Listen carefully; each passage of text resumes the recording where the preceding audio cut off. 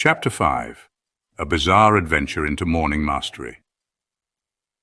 "If you two are interested," said the homeless man, "I'd be happy to spend a few mornings coaching you at my oceanside compound. I'll show you my private morning routine and explain why dialing in the way you run your first hour to the highest degree is essential for personal mastery and exceptional business performance. Let me do this for you, cats. Your lives will start to look glorious within a fairly short time, and the ride with me will be fun. Not always easy, as we heard from the old guy on the stage, but valuable and prolific and beautiful, maybe even as wonderful as the ceiling of the Sistine Chapel." "First time I saw it, I cried," the artist said, stroking the hairs of his goatee. "Michelangelo was a bad dude, and I mean that in a good way," the homeless man offered as he too played with his beard, which was soiled. He then raised his shirt to show Greek god abdominal muscles. A long finger of a grimy hand moved along the contours, the way a raindrop zigzags down the stem of a rose after a May shower. "Hit me with a stick," shouted the artist, with the enthusiasm of a cat let loose in a parrot shop. "How the heck did you get those?" "Not from some plastic ab machine I bought from a late-night TV show, that's for sure. Work is how I got all lean and chiseled up like this. Plenty of push-ups, pull-ups, planks, sit-ups, and seriously sweaty cardio sessions, often on my special beach." The homeless man pulled out an obviously expensive leather wallet, then carefully removed from it a piece of plastic with a drawing on it. Here's what it looked like, so you see exactly what the entrepreneur and the artist saw in that moment. Without allowing for any responses from his two listeners, the disheveled drifter kept on speaking. Commitment, discipline, patience, and work. Values few believe in these days, where so many have an entitlement mentality, expecting a rich, productive, and fulfilling life to just show up one day like a sparrow at the beginning of spring, and expecting everyone around them to invest the effort they are responsible or inputting. Where's the leadership in this way of operating? A society of adults behaving like spoiled little children is how I sometimes see our world right now. Not judging, just saying, not complaining, just reporting. Hey cats, here's the point I'm trying to make by letting you have a peek at my sculpted abs. Nothing works for those who don't do the work. Less talk and more do is what I say. Oh, and check this out. The hobo spun around and unbuttoned his hole-ridden shirt. On his firm, striated back was a tattoo with the words, "Victims love entertainment, victors adore education.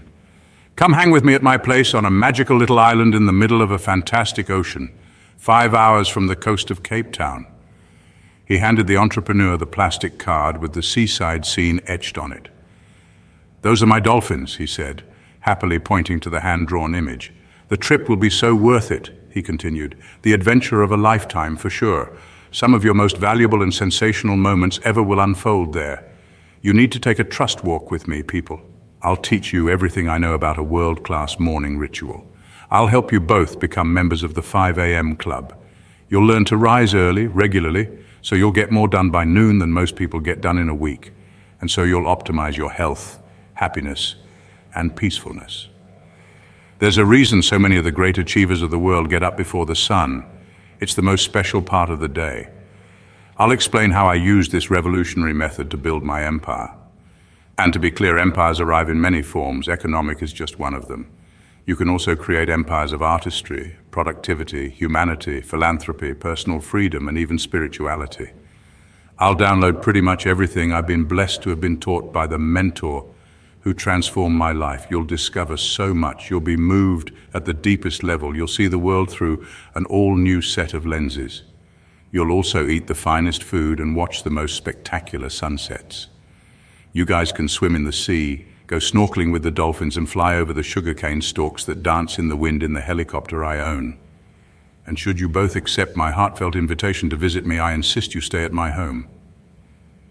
"My God, you're kidding me, right?" boomed the artist. It was becoming increasingly evident that, like many in his field, he was acutely emotional, vigilant to the infinitesimal, and carried a sensitivity born of latent pain. Those who feel more than most people sometimes believe they have been cursed. In fact, they have been granted a gift, one that allows them to sense what others miss, experience the delights that most neglect, and notice the majesty in ordinary moments. Yes, such people get hurt more easily, yet they are also the ones who create great symphonies, architect dazzling buildings and find cures for the sick. Tolstoy once noted that only people who are capable of loving strongly can suffer great sorrow, while the Sufi poet Rumi wrote, "You have to keep breaking your heart until it opens." The artist seemed to personify these insights. "Nope, totally serious, dudes," the homeless man said enthusiastically. "I have a house not far from a village called Solitude, and believe me, they named it accurately. It's only when you get away from the noise and nuisance and be in quiet and tranquility that you remember who and all you're truly meant to be. Just say yes to life, and let's do this. Like the guru on the platform said, a magic will show up for you the more you start exploiting the terrific opportunities that appear along your path seemingly by accident. You can't win a game you don't play, right? The reality is that life has got your back, even when it doesn't look like it does. But you need to do your part and go all in when windows of opportunity appear. Oh, and if you come to my home on the island, the only thing I ask is that you stay long enough for me to teach you the philosophy and methodology that my secret advisor shared with me. Joining the 5 a.m. club requires a little time. The homeless man paused before adding, "I'm also going to take care of all your expenses. Everything's covered. I'll even send my private jet to pick you guys up if that's cool." The entrepreneur and the artist glanced at each other, amused, confounded, and entirely uncertain. "Mind if my friend and I have a few moments alone, brother?" requested the artist, notebook still in hand. "No sweat, sure. Take all the time you need. I'll just go back to my seat over there and make some calls to my executive team," mentioned the homeless man as he paced away. "This is absurd, just asinine," the artist said to the entrepreneur. "I agree with you that there's something special about him, maybe even something magical. I know how insane that sounds. And I am fascinated by this mentor he keeps talking about, this teacher who sort of sounds like a modern-day master. I'll admit that this street person has got some great insights for sure. And he obviously seems to have a lot of experience. But just look at him. Man, the guy looks completely down and out, a complete mess. I don't think he's had a shower in weeks. His clothes are all ripped. He's beyond freaky. And sometimes he talks total crazy talk. We have no idea who he is. This could be dangerous. He could be dangerous." "Yes, definitely super weird. Everything that's happened here today is super weird," confirmed his companion. The entrepreneur's lean face then softened. Her eyes still seemed melancholic, though. "I'm at a place in my life where I need to make some big changes," she confided. "I just can't keep going on like this. I hear what you're saying. I've been suspicious of pretty much everyone and everything ever since I lost my dad when I was 11. A daughter growing up without a father is incredibly scary. To be honest, I still carry a lot of the emotional trauma with me. I think of him every day. I've had some bad, intimate relationships. I've struggled a lot with low self-worth and made some horrible choices in the relationships I've had. About a year ago, I started seeing a therapist who made me aware of why I was behaving the way I was behaving," the entrepreneur continued. "Psychologists call it fatherless daughter syndrome. Deep within, I had a huge fear of abandonment and all the strong insecurities that come with that wound. Yes, this made me extraordinarily tough on the outside and ruthless in some ways. The chip on my shoulder over the loss of my father gave me my drive and my ambition, yet the loss also left me empty within. I'm learning that I've been trying to fill the void that he left when he left by pushing myself to exhaustion in my work with the belief that when I'm even more successful, I'll get the love I lost. I've been attempting to fill my emotional holes by chasing more money like a heroin addict needing a fix. I've been starving for social status and hungry for industry approval, escaping online for quick pleasure hits of entertainment when I could be doing things that matter. As I said, I'm realizing a lot of my behavior has been pushed from the fear created by my early challenges as a young woman. I felt inspired when the spellbinder spoke about never doing something for the money, but instead reaching for world class as a leader and a person for the meaning it provides, for the opportunity to grow it provokes, and for a shot at changing the world. His words made me feel so hopeful. I want to live in the way he spoke of, but I'm nowhere near that place now. And recently, what's happened at my company pushed me to the edge. I'm really not doing well at life right now. I only came to this meeting because my mum gave me a free ticket, and I'm so desperate for a change." The entrepreneur took a deep breath. "Sorry," she apologized, looking embarrassed. "I hardly know you, so I'm not sure why I'm revealing all this to you. I guess I just feel safe with you. I'm not sure why. I'm so sorry if I'm oversharing." "No problem," said the artist. His body language showed he was engaged. He no longer anxiously played with his goatee and dreadlocks. "We're so honest when we chat with taxi drivers and other people we don't really know, right?" the entrepreneur went on. "All I'm trying to say is that I'm ready for a transformation. And my gut tells me this down-and-out man who wants to teach us how an excellent morning routine can build creative, productive, financial, and happiness empires really can help me.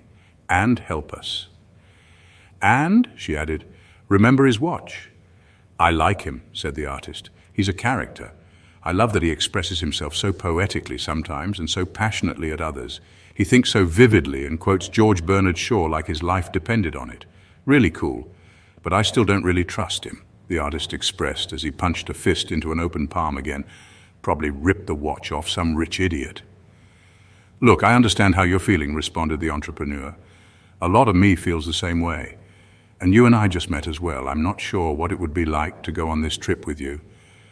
I hope you don't mind me saying that. You seem like such a nice person. A few rough edges maybe, I think I understand where those come from, but you're good deep down. I know it."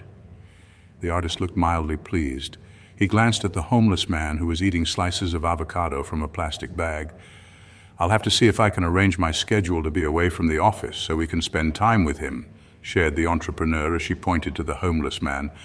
While he was munching on his snack, he was also talking on a relic of a mobile phone and staring at the ceiling. "I'm starting to like the idea of spending some time near a village called Solitude on some tiny island, eating fabulous food and swimming with wild dolphins. I'm beginning to feel this will be a phenomenal adventure. I'm starting to feel more alive again." "Well, now that you say it that way, I'm liking the sound of this too," said the artist. "I'm beginning to think there's a delicious insanity to all of this, a special opportunity to access a whole new universe of originality. This might be the best thing yet for my art. It makes me think of what the writer Charles Bukowski said, 'Some people never go crazy. What truly horrible lives they must lead.' And the Spellbinder did encourage us to leave the boundaries of our normal lives, so we grow into our gifts, talents, and strengths. Some instinct is also telling me to do this, so if you go, I'll go." "Well, you know what? I'll take the leap. It's done. I'm all in. Let's go," pronounced the entrepreneur. "All in," agreed the artist. They both stood up and made their way to the homeless man, who was now sitting with his eyes closed. "What are you doing now?" quizzed the artist. "Intense visualization of all I want to be and the higher order life I wish to create. A Turkish fighter pilot once told me that before every flight, he'd fly before we'd fly. He was suggesting that meticulously rehearsing the way he and his team wanted the mission to unfold in the theater of his imagination set them up to execute that vision of mastery in reality, flawlessly.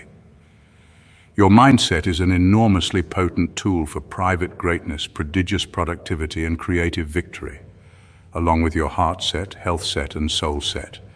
I'll teach you all about these remarkable concepts if you accept my invitation.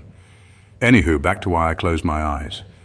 Nearly every morning, I envision my ideal performance for the day ahead. I also reach deep into my emotions, so I feel what it will feel like when I achieve the wins I've planned to accomplish. I lock myself into an extremely confident state where any form of failure isn't within the realm of possibility. Then I go out and do my finest to live out that perfect day. Interesting, the entrepreneur was fascinated. This is just one of the SOPs I run daily to stay on peak. Good science is confirming that this practice helps me upregulate my genome by turning on genes that were previously asleep. Your DNA isn't your destiny, you know. Not to worry, cats. You'll learn about the breakthrough field of epigenetics when you're on the island. You'll also learn some beautiful neuroscience on multiplying your success in this age of scattered attention. So the weapons of mass distraction don't destroy your amazingness. I'll reveal everything I've discovered about creating projects that are so masterfully done they endure for generations. You'll hear about fabulous ways to armor plate your mental focus and fireproof your physical energy. You'll discover how the best business people in the world build dominant enterprises and learn a calibrated system that the most joyful human beings on the planet apply each morning to create a life that borders on the magical. Oh, in case you were wondering, an SOP is a standard operating procedure. It's a term my special advisor used when he'd speak about the daily structures needed to find triumph at the game of life. I assume you two are coming? Yes, we're coming, confirmed the entrepreneur in an upbeat tone. Thank you for your offer. Yeah, thanks, man, added the artist, now looking more composed. Please, the entrepreneur said earnestly, teach us everything you know about creating the morning routine of a high-impact leader and a supremely successful business person. I desperately want to improve my performance and my daily productivity. I'll also need your help to restructure my life. To be honest, I'm feeling more inspired today than I've felt in a long time, but I'm not in the best place. Yeah, brother, said the artist. Tell us your secrets for an epic morning routine that helps me become the best painter and man I can become. He waved his notebook in the air as he spoke. Send us your plane. Take us to your village. Give us some coconuts. Let us ride your dolphins and improve our lives. We're all in. None of what you'll discover will be motivation, noted the scraggly soul with a degree of seriousness he hadn't shown before. All of this will definitely be about transformation, and it will be supported by strong data, the latest research, and immensely practical tactics that have been battle-tested in the tough trenches of industry. Get ready for the greatest adventure you cats will ever experience. Excellent, declared the entrepreneur as she reached out to shake the weather-beaten stranger's hand. I need to admit that this entire scenario has been extremely odd for both of us, but for whatever reason, we now trust you. And yes, we're totally open to this new experience. You're very kind to do this for us. Thank you, blurted out the artist. He looked somewhat surprised by the extent of his graciousness. Awesome. Smart decision, guys, came the warm response. Please be outside this conference center tomorrow morning. Bring at least a few days' worth of clothes, that's all.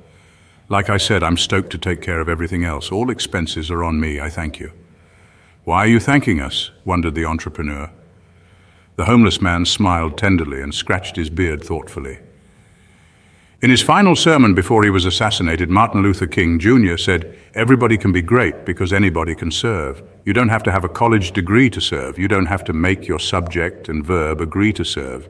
You don't have to know about Plato and Aristotle to serve.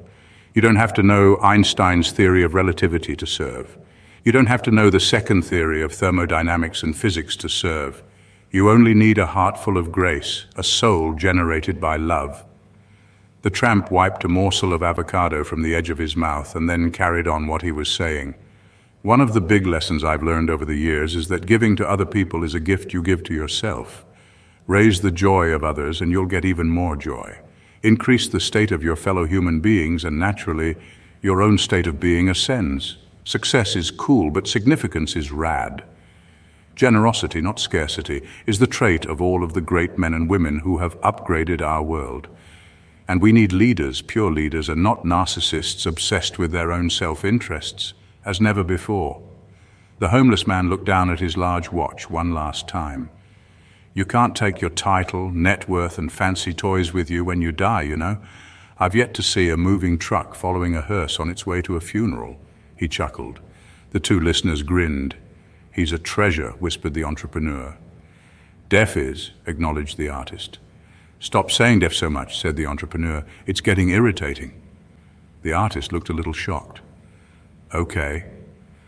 All that matters on your last day on earth is the potential you've leveraged, the heroism you've demonstrated, and the human lives you've graced, the homeless man said eloquently. He then grew quiet and let out a deep breath. Anywho, incredible that you're coming. We'll have a cool hang. May I bring my paintbrushes? The artist asked politely. Only if you want to paint in paradise, came the homeless man's reply with a wink. And what time should we meet you outside this place tomorrow morning? Asked the entrepreneur, placing her handbag onto a thin, bony shoulder. 5 a.m., instructed the homeless man.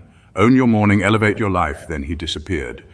Chapter 6, A Flight to Peak Productivity, Virtuosity and Undefeatability.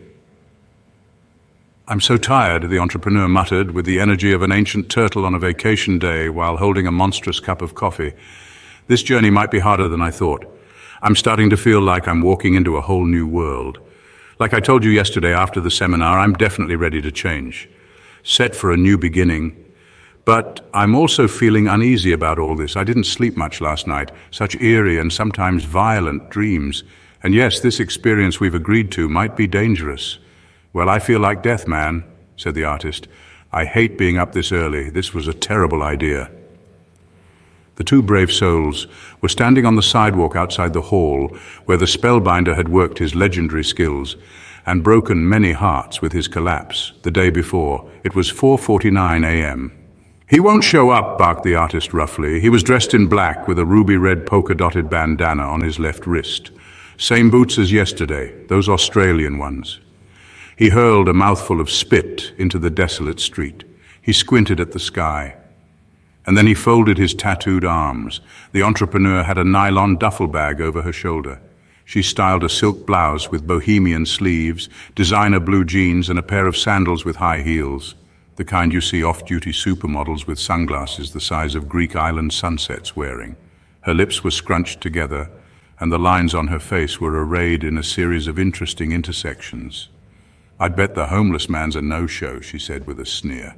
"I don't care about his watch. It doesn't matter that he could be so articulate. It means nothing to me now that he reminded me of my dad. God, I'm exhausted." He was probably at the seminar because he needed a place to rest for a few hours. He probably knew about the whole 5 a.m. club morning routine because he heard and stole that bit of the spellbinder's presentation. And the private plane he talked about was probably part of his favorite hallucination. The entrepreneur had returned to her familiar skepticism and hiding within her fortress of protection. The hopefulness of the day before had clearly dissolved. Just then, a pair of strikingly powerful halogen headlights pierced the wall of darkness. The two companions looked at each other. The entrepreneur managed to smile. "Okay. Maybe instinct really is much smarter than reason," she muttered to herself. A gleaming Rolls-Royce, the color of coal, pulled up to the curb. With swift efficiency, a man in a crisp white uniform leapt out of the sedan and greeted the two with old-school civility. "Good morning to you, madam, and to you as well, sir," he enunciated in a British accent as he placed their bags into the vehicle with one skillful swoop. "Where's the derelict?" asked the artist with the tact of a hillbilly who'd never left the woods. The driver couldn't help but laugh. Quickly he regained his composure. "So sorry, sir. Yes, Mr. Riley dresses in very unassuming attire, shall we say. He does that when he feels the need to get gritty, as he classifies the practice. He leads a remarkably exclusive life most of the time and is a man accustomed to getting anything he wants. Everything he wants, to be more precise. So, once in a while, he does things to ensure his modesty and humility remain in check. That's part of his quirky charm, I might add. Mr. Riley asked me to give these to you." The driver pulled out 2 envelopes made of the highest quality paper. On opening them, the entrepreneur and the artist saw these words. "Hey, cats! Hope you're awesome. Didn't mean to spook you both yesterday. I just needed to keep my boots on the ground. Epictetus, one of my favorite philosophers, wrote, 'But neither a bull nor a noble-spirited man comes to be what he is all at once. He must undertake hard winter training and prepare himself and not propel himself rashly into what is not appropriate to him. Voluntary discomfort, whether by dressing as I did or by fasting once a week or by sleeping on the floor once a month, keeps me strong, disciplined, and focused on the central few priorities my life's built around. Anywho, have a tremendous flight, and I'll see you in paradise soon. Big hug." The driver continued, "Please remember that appearances can be misleading and clothing doesn't convey one's character. Yesterday you met a great man. Looks really do not reveal the quality of a person." "I guess neither does shaving," proclaimed the artist, kicking a black boot against the shiny Rolls-Royce symbol at the center of one of the wheels. "Mr. Riley would never tell you what I'm about to tell you, as he's far too courteous and decent. But the gentleman you refer to as a derelict happens to be one of the wealthiest people in the world." "Are you serious?" asked the entrepreneur, her eyes widening. "I most certainly am." The driver smiled politely as he opened a door, waving a white-gloved hand to welcome both passengers into the vehicle. The seats had that marvelously musky smell of new leather. The wood paneling seemed like it had been prepared by hand, by a small family of finicky craftspeople who'd built their reputations around this singular obsession. Mr. Riley made his fortune many years ago in various commercial ventures. He was also an early investor in what has now become an internationally admired company. Discretion prevents me from mentioning the name, and if Mr. Riley found out I was speaking of financial matters with you, he'd be exceedingly disappointed. His instructions were simply to treat you with the utmost of care, along with assuring you of his sincerity and reliability. and to deliver you safely to Hangar 21. Hangar 21? The artist asked as he eased languidly into the opulent vehicle like a rock star, accustomed to this method of transport, or a hip-hop artist ready for a weekend roll. That's where Mr. Riley's fleet of jets are kept, stated the driver succinctly. Fleet? Questioned the entrepreneur, her beautiful brown eyes alive with an immensely curious look. Yes, was all the chauffeur would allow. There was silence as the driver sped through the early morning streets. The artist looked out the window while rolling a bottle of water in one hand absent-mindedly. He hadn't seen the sun rising in many years. Very special, truly beautiful, he admitted. Everything's so peaceful at this time of the day. No noise, such peace. Even though I feel tired right now, I can really think. Things seem clearer. My attention isn't a mess. It feels like the rest of the world is asleep. What tranquility. A cavalry of wispy amber rays, the ethereal palette of the daybreak and the quietude of this moment left him encouraged and awestruck. The entrepreneur studied the driver. So, tell me more about your boss, she requested, restlessly toying with her device as she spoke. I can't tell you much more. He's worth multiple billions of dollars. He's given most of his money to charity. Mr. Riley's the most fascinating, generous and compassionate person I know. He also has incredible willpower, along with having ironclad values such as honesty, empathy, integrity and loyalty. And of course, he's also a real oddball, if I may be so bold as to say so, like a lot of the very, very, very rich. We've noticed, agreed the entrepreneur. I'm interested, though. What makes you say he's odd? You'll see, was the stark response. The Rolls soon arrived at a private airport. No sign of Mr. Riley. The driver accelerated up to an ivory jet that looked immaculately kept. The only color it bore appeared on the tail. In the hue of a mandarin orange, 3 characters read 5AC. What does 5AC stand for? Asked the entrepreneur tensely, gripping her gadget tightly. The 5 a.m. Club. Own your morning, elevate your life. It's one of the maxims Mr. Riley has conducted his many business interests under. And now, with regret, this is where I must bid you adieu. Au revoir, he said before carrying the luggage over to the sparkling aircraft. 2 handsome crew members chatted near the metal stairway that led up to the cabin. A tastefully refined blonde flight attendant handed the entrepreneur and the artist hot towels and offered them coffee from a silver tray. Dobro utro, she said, greeting them in Russian. It has been a great pleasure to meet you, the driver called up to the jet as he got back into the car. Kindly convey my best wishes to Mr. Riley once you see him, and do have fun in Mauritius. Mauritius? The companions exclaimed, as surprised as a vampire waking up to a garlic clove. This is all unbelievable, the artist said as he climbed into the cabin. Mauritius. I've always wanted to go to that island, and I've read a bit about it. It's a high-frequency place, French flavor. Tremendous beauty, and from what they say, many of the warmest and happiest people on earth live there. I'm blown away too, the entrepreneur said as she sipped her coffee and peeked into the cockpit. She studied the pilots as they performed their pre-flight preparation. I've also heard Mauritius is splendid, and that the people are super friendly, helpful, and spiritually advanced. After a perfect takeoff, the first-class plane floated high into the clouds. Once at cruising altitude, premium champagne was served, caviar was recommended, and an array of fabulous main courses were suggested. The entrepreneur was feeling fairly content and far less incited by the cruel attempt of her investors to take her company away from her. True, this might not be the ideal time to take a vacation to learn about the 5 a.m. Club philosophy and its underlying methodology that had served Mr. Riley's ascent to business titan and global philanthropist like rocket fuel. Or perhaps this was the perfect time to get away from her usual reality to discover how the most successful, influential, and joyful people on the planet start their days. After sipping on some champagne, the entrepreneur watched a movie. She then fell into a deep sleep. The artist had a book called Michelangelo Fiorentino et Raphael da Urbino, Masters of Art in the Vatican. He read it for hours. You can just imagine how happy he felt. The jet made its trajectory over a number of vast continents and above varied terrain. The flight was meticulously conducted and the landing was as fluid as the overall experience was fine. Bienvenue au île Maurice, announced the captain over the public address system as the aircraft taxied along the freshly paved runway. Merci beaucoup. Welcome to Mauritius and Sir Sewu Ram Ghulam International Airport, he continued, speaking his words with the well-earned confidence of someone who had spent most of his life in the sky. It's been a privilege having you two VIPs with us.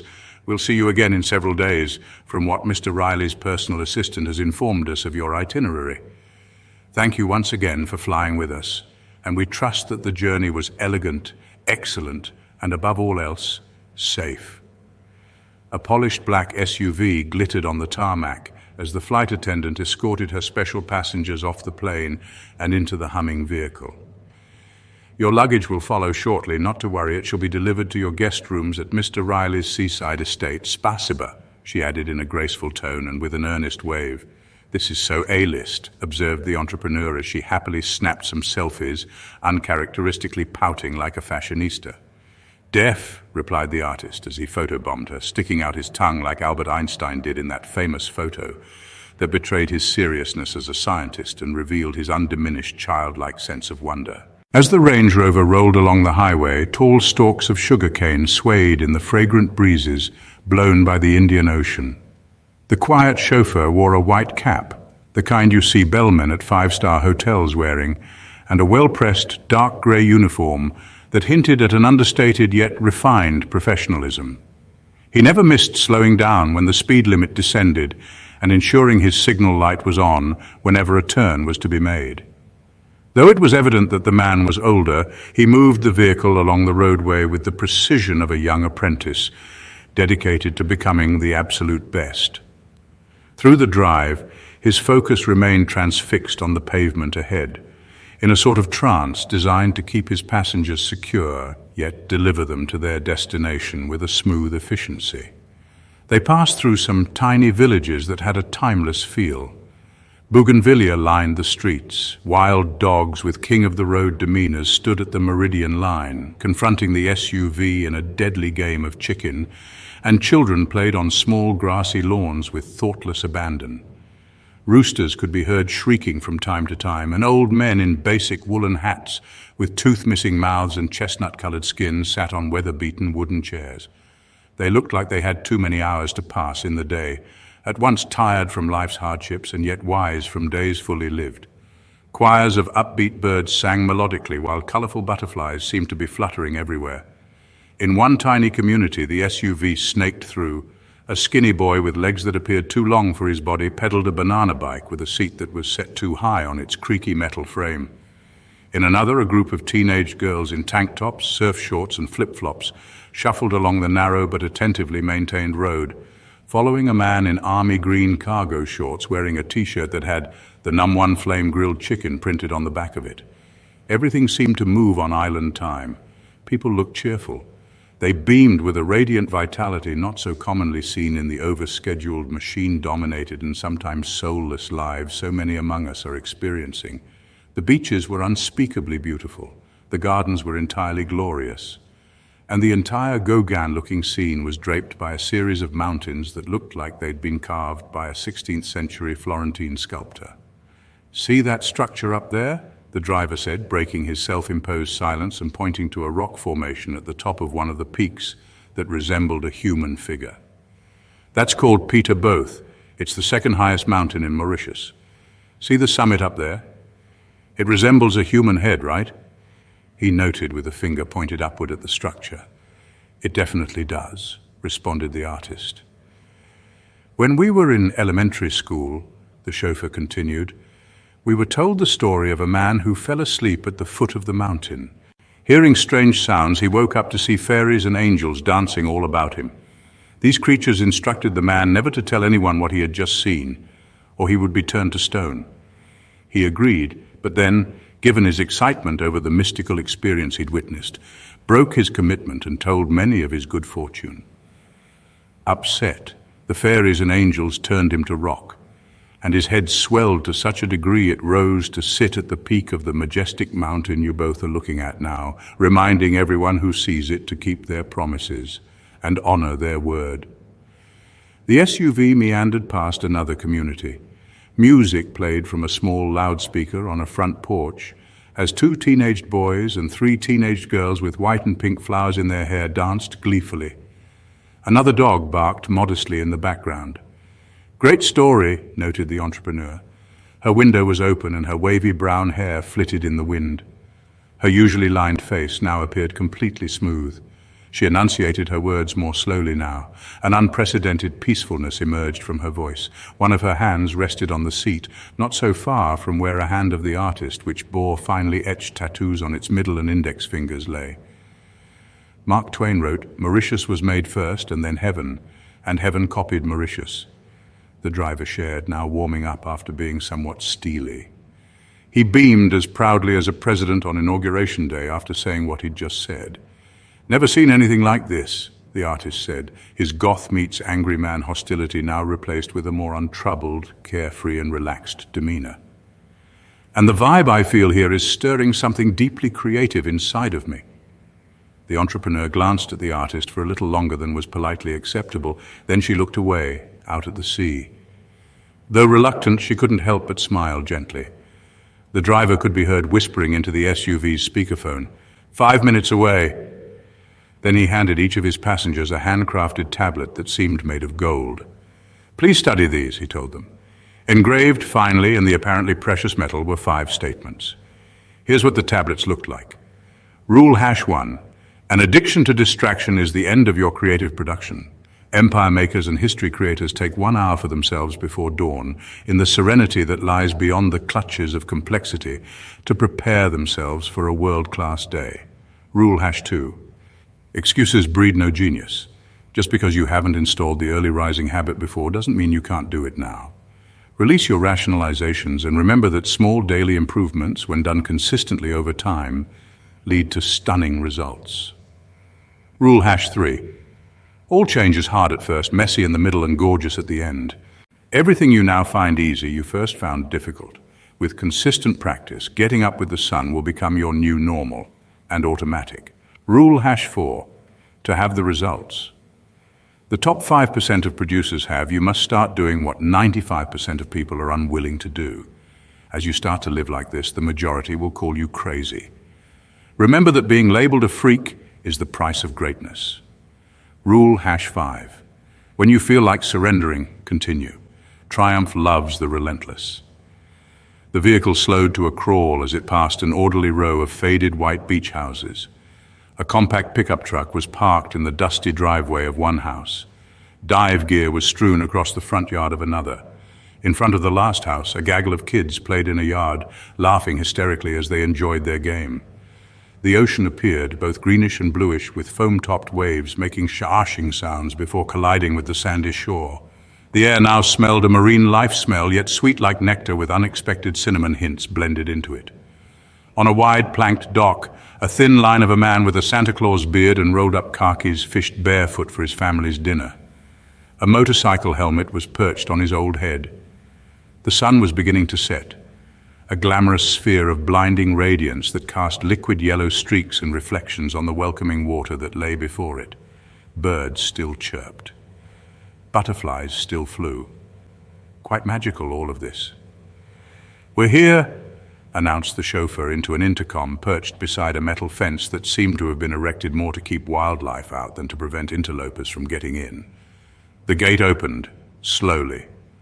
The SUV rolled down a winding road teeming with bougainvillea, hibiscus, frangipani, and boucle d'oreille, the national flower of Mauritius, along the sides.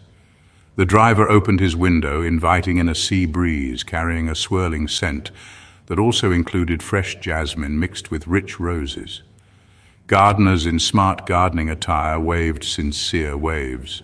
One shouted bonjour as the vehicle sailed by. Another said bonjour as 2 fat doves the size of a trucker's fist hopped along a stone path. The billionaire's house was low-key. The design was of the beachfront chic sort. Kind of a Martha's Vineyard cottage meets Swedish farmhouse feel. It was both sensationally beautiful and completely private. A massive veranda at the back of the home extended over the ocean. A muddy mountain bike leaned against a wall. A surfboard rested near the end of the driveway. Massive floor-to-ceiling windows were the only extravagant architectural flourish. More precious flowers were meticulously arranged along a deck where a trolley supporting hors d'oeuvres, assorted cheeses, and a service of fresh lemon tea with precisely cut slices of ginger waited. Sun-bleached grey steps wound down to a breathtakingly lovely beach, the type seen in the travel magazines the elite crowd like to read. Amid all this exquisiteness, an isolated figure stood on the milk-colored sand. He made not one movement. Perfect stillness. The man was Eiffel Tower tall, shirtless and bronzed, and sporting a pair of loose shorts with a camouflage pattern. Canary yellow sandals and uber-stylish sunglasses, the kind you might purchase on Via dei Condotti in Rome, completed the surfer Zen meets Soho swagger appearance. He peered out into the sea, remaining still as a star in the big African sky. "There," said the entrepreneur, pointing. "We finally get to see our host." "The illustrious Mr. Riley," she noted energetically, picking up her pace as she hustled down the wooden stairs that led to the seashore. "Look at him. He's just hanging out by the water, soaking up those rays and totally loving life. Told you he's special. So happy I trusted my gut and agreed to this wonderful escapade. He's been true to his word in a world where too many people say things they never do and make promises they fail to keep. He's been super consistent. He's treated us so well. He doesn't even know us, and yet he's really trying to help us.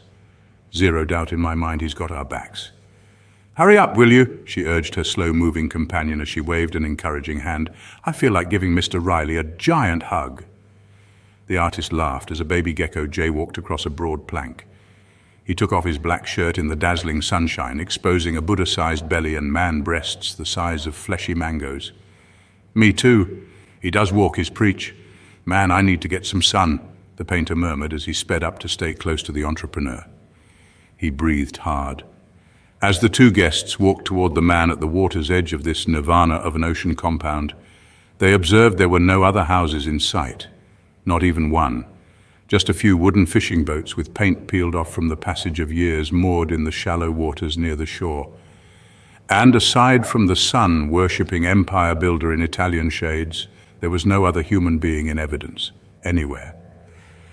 "Mr. Riley," shouted the artist, now on the sand, hungrily sucking air into his extraordinarily unfit lungs. The slender figure remained as fixed as a palace guard, awaiting the arrival of the royal motorcade. "Mr. Riley," echoed the entrepreneur passionately. No response. The man just kept looking out at the sea and at container ships the size of football stadiums that sat sprinkled across the horizon. The artist soon stood behind the set of intensely tanned shoulders of the figure, and tapped 3 times on the left one. Instantly, the figure spun around. The two visitors gasped. The entrepreneur put a slender hand over her mouth. The artist jerked backward instinctively before falling to the sand. Both were stunned by what they saw. It was the spellbinder. Chapter 7. Preparation for a transformation begins in paradise. Wow," declared the entrepreneur with a crooked smile that displayed part surprise and part delight. "We were at your seminar. You were brilliant up on that stage," she finally managed to express, pivoting impressively from soft shock to the master of the universe business bearing she was more accustomed to. "I lead a technology company. We're what pundits in our industry call a rocket ship because of the exponential growth we've been experiencing. Things were going phenomenally well until a little while ago." The entrepreneur's voice trailed off. She looked away from the spellbinder and stared at the artist. For a moment, she played nervously with her bracelets. The lines along her face became more vivid, and her visage gave off a heavy, tired, and injured look in that instant on that spectacular beach. "What happened?" asked the spellbinder. "To your business? Some of the people who invested in my enterprise felt I had too much equity in it. They wanted more for themselves, super greedy people, so they manipulated my executive team, convinced key employees to rally against me, and are now trying to throw me out of the firm. That place is my whole life." The entrepreneur choked up. A school of luxuriously colored tropical fish swam through the shallow water at the edge of the sand. "I was ready to take my life," she carried on, "until I showed up at your seminar.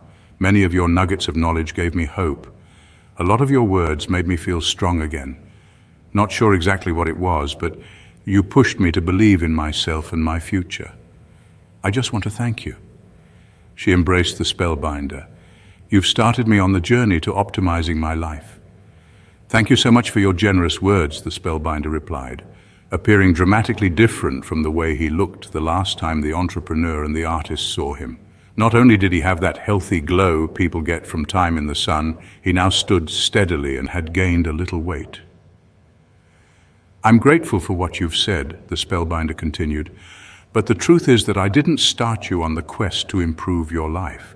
You are changing your life by starting the process of bringing application to my insights and methods, by implementing my teachings.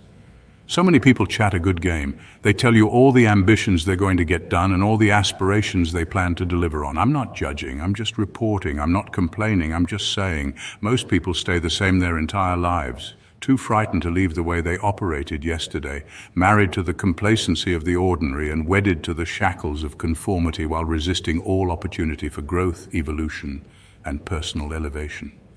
So many good souls among us are just so scared. They refuse the call on their lives to go out into the blue ocean of possibility, where mastery, the dignity of bravery, and the authenticity of audacity await them. You had the wisdom to act on some of the information I shared at my event. You're one in a tiny minority of people alive today, willing to do what it takes to become a better leader, producer, and human being. Good on you. And I know transformation isn't an easy play. Yet the life of the caterpillar must end for the glory of the butterfly to shine. The old you must die before the best you can be born. You're so smart not to wait until you have ideal conditions to step up to a work world and private life of stainless excellence. Great power is unleashed with a simple start.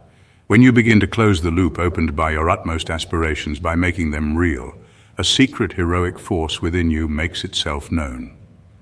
Nature notices your effortful actions and then goes ahead and replies to your faithful commitment with a series of unanticipated wins. Your willpower heightens, your confidence climbs, and your brilliance soars. A year from now, you'll be so happy you began today. "Thank you," said the entrepreneur. "I heard a man say he needed to lose weight before he could start running." Imagine that. Lose the weight so he could initiate the running habit. That's like a writer who waits for inspiration to begin the book, or the manager who waits for a promotion to lead the field, or a startup that waits for full funding before launching a status quo disrupting product. The flow of life rewards positive action and punishes hesitation. Anyway, I'm thrilled I could contribute to your rise in some small way. Sounds like you're at a difficult yet exciting time on your personal adventure. Please consider that a bad day for the ego is a great day for the soul, and what your voice of fear claims is a mean season the light of your wisdom knows is a splendid gift. "We thought you were dead," the entrepreneur announced, unfiltered. "Thank God you're okay, and I appreciate how humble you are. I believe the humblest is the greatest. Pure leaders are so secure in their own skin, their main mission is the elevation of others. They have such self-respect, joyfulness, and peacefulness within themselves that they don't need to advertise their success to society in a feeble attempt to feel a little better. I should also say, if I may, that there's a big difference between real power and fake power," the spellbinder explained, dropping even deeper into the guru mode that had made him so famous worldwide. "Our culture tells us to pursue titles and trinkets, applause and acclaim, money and mansions. All that's fine, it truly is, so long as you don't get brainwashed into defining your worth as a human being by these things. Enjoy them, just don't get attached to them. Have them, just don't base your identity around them. Appreciate them, just don't need them. These are only forms of fake power our civilization programs us to believe we must pursue to be successful and serene. The fact is that should you lose any one of these things, the substitute power you derive from them evaporates, just vanishes in an instant, revealing itself as the illusion it was. Tell us more, please." The entrepreneur was absorbing every word. "Real power never comes from anything external," the spellbinder continued. "A lot of people with a lot of money aren't very wealthy.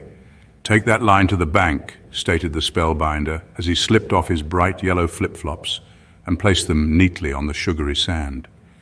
"Genuine power, the stuff legends are made of, doesn't arise from who you are outside and what you possess externally. The world is lost right now.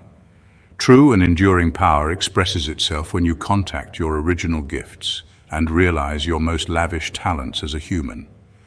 I should also say real riches come from living by the noble virtues of productivity, self-discipline, courage, honesty, empathy, and integrity, as well as being able to lead your days on your own terms versus blindly following the sheep that so many in our sick society have been trained to become. Sheeple is what too many people now are. The excellent news is that this kind of power I speak of is available to anyone alive on the planet today. We might have forgotten and disowned this form of potency we have as life has hurt, disappointed, and confused us. But it's still there waiting for us to build a relationship with it and develop it. All of the great teachers of history owned very few things, you know. When Mahatma Gandhi died, he had about 10 possessions, including his sandals, a watch, his eyeglasses, and a simple bowl to eat from. Mother Teresa, so prosperous of heart and rich with the authentic power to influence millions, died in a tiny room containing almost no worldly goods. When she'd travel, she'd carry all her things in a white cloth bag. Why do so many of the heroes of humanity have so little? Asked the artist, now relaxing on the sand. Because they've reached a level of individual maturity that allowed them to see the futility of spending their days chasing objects that count for nothing at the end. And they had cultivated their characters to such a degree that they no longer had the common need of most to fill the holes within themselves with distractions, attractions, escapes, and luxuries. And the more their appetite for superficial possessions dematerialized, the more hungry they became for substantial pursuits like honoring their creative vision, expressing their inherent genius, and living by a higher moral blueprint. They viscerally understood that being inspirational and masterful and fearless are all inside jobs. And once true power is accessed, external substitutes pale in comparison to the feelings of fulfillment this treasure provides. Oh, and these heavyweights of history, as they discovered their supreme natures, also came to realize that one of the primary aims of a wonderfully crafted life is contribution, impact, usefulness, helpfulness. What business builders might call unlocking stakeholder value. Like I suggested at my seminar before I fell, to lead is to serve. The philosopher Rumi made the point much more brilliantly than I ever could when he observed, give up the drop, become the ocean. Thanks for sharing, offered the entrepreneur sincerely, sitting down next to the artist on the sand and placing one of her hands carefully only a short distance away from one of his. It's good to see you're doing better, mentioned the artist, his boots now off. He was sockless. As he basked in the strong rays like a sunbathing cat, he asked, "What the heck happened to you anyway?" "Exhaustion," confided the spellbinder. "Too many cities, too many airplanes, too many media appearances, too many presentations. I just ground myself down in pursuit of my mission to help people accelerate their leadership, activate their gifts, and become heroes of their lives. I know better." The spellbinder then pulled off his sleek sunglasses and extended a hand to his two students. "It's a great pleasure to meet you both." "You too, brother," the artist replied. "Your work has helped me make it through some tough times." As the artist spoke these words, he spotted a catamaran overflowing with festively dressed tourists, whizzing along in the distance. Another school of fish, called capitains, could be observed swimming busily in the clear water. The spellbinder spied them, smiled broadly, and then continued. "You must be wondering why I'm here," he stated. "True," said the entrepreneur as she took off her shoes and twisted her feet into the white sand alongside her companion. "Well, I've been advising Mr. Riley since he was a 33-year-old man. All pro athletes have peak performance coaches, and so do all extraordinary business people. You just can't get to iconic alone. He was starting out when we met, but even then he understood that the more one learns, the more one can achieve. Growth is the real sport that the best play every day. Education truly is inoculation against disruption. And as you become better, you will have better within all arenas of your life. I call this the 2x3x mindset, to double your income and impact, triple your investment in two core areas, your personal mastery and your professional capability." "Love it," the artist said as he scratched his flabby belly. Then he picked at a decrepit toenail. Mr. Riley understood early on that to rise to world class, you need world class support. We've become fantastic friends over the years. We've shared tremendous joys together, like 5-hour-long lunches with palm heart salad, fresh grilled prawns, and excellent French wine here on this private beach of his. The spellbinder stretched his arms into the air. He looked over at the mighty mountains. He remained silent for a few moments. And we've experienced deep sorrows together as well, like the time my buddy got sick with cancer just after his 50th birthday. He appeared to have everything a man could desire, but without his good health, he realized he had nothing. That one changed him. Health is the crown on the well person's head that only the ill person can see, you know. Or as one tradition says, when we are young, we sacrifice our health for wealth, and when we grow old and wise, we realize what's most important and become willing to sacrifice all our wealth for even one day of good health. You never want to be the richest person in the graveyard, you know. He beat it, though, the spellbinder quickly added, staring at the noisy tourists partying on the catamaran. Just like he defends himself against everything that tries to defeat his dreams. Stone's an amazing guy. I love him like a brother. Well, look, it really has been good to meet you both, the spellbinder continued. I heard you were coming. Mr. Riley's tremendously excited to share what he promised he'd share with you about reaching maximum productivity, sustaining exceptional performance, and creating a life you love by coding in a superior morning routine. I'm pleased he's paying it forward and sharing what I, as his mentor, taught him. You'll love all the insights and learning models that will soon be coming your way. The 5 a.m. club will be revolutionary for you both. I know it sounds strange and unbelievable, but being exposed to the methodology Stone is about to teach you will cause outstanding shifts deep within you. Just being around the information will awaken something special in you. The spellbinder put on his chic sunglasses. Anyway, Mr. Riley asked me to tell you to make yourselves at home here over the next few days. You won't see a lot of me because I'll be snorkeling, sailing, and fishing most of the time. Fishing is one of the things I most love to do in life. I come down to Mauritius not only to coach the great and kind soul you'll soon meet. I show up here to regenerate and get away from this overcomplicated world of ours, flush with so many difficulties, damaged economies, saturated industries, and environmental decays, just to mention a few of the factors that threaten to bring down our creativity, energy, performance, and happiness.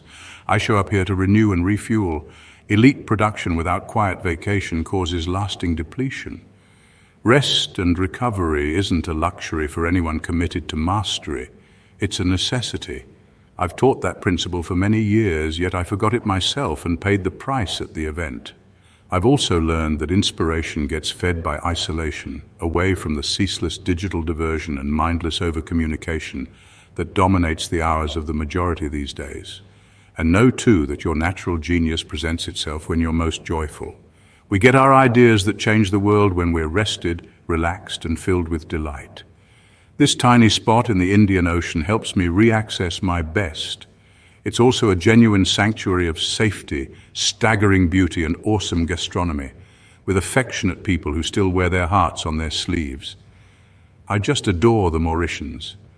Most still have an appreciation for the wonders of life's simplest pleasures, like family meals or swimming with friends, followed by sharing a roast chicken dinner purchased from the Super U, washed down with an ice-cold can of Phoenix.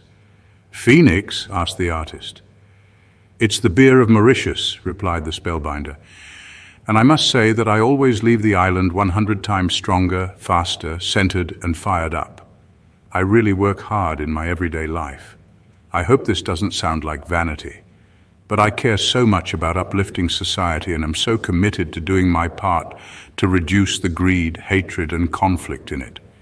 Coming here remakes me, reconnects me to what's important, so I can go back and work for the world. We all work for the world, you know. Anyway, you two have fun, okay? And thanks again for coming to my seminar and for your positive words. They mean more to me than you could ever know. Anyone can be a critic. Takes guts to be an encourager. Being a high-impact leader never requires being a disrespectful person. I wish more leaders understood this principle. Oh, one last thing, the spellbinder added as he flicked some sand off his camouflage-patterned surf shorts. What? Asked the entrepreneur in a respectful tone. Please be here on the beach tomorrow morning. Your training will begin then. Sure, agreed the entrepreneur. What time? 5 a.m., came the reply. Own your morning. Elevate your life.